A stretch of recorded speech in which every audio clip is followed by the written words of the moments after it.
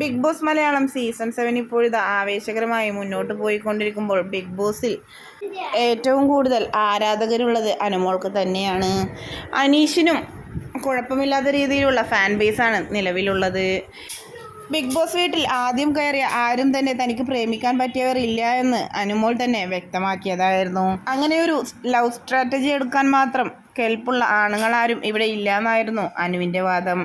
ഇപ്പോഴത്തെ big boss വീട്ടിലേക്ക് 5 wild card എൻട്രിയായി 5 പേരെത്തിയപ്പോൾ അവരിൽ ആരെങ്കിലുമായി അനുമോൾ ലവ് ട്രാക്ക് പിടിക്കാൻ നോക്കുന്നുണ്ട് എന്നാണ് നിരവധി ബിഗ് ബോസ് പ്രേക്ഷകർ കമൻറ്റുകളുമായി രംഗത്തെത്തുന്നത്.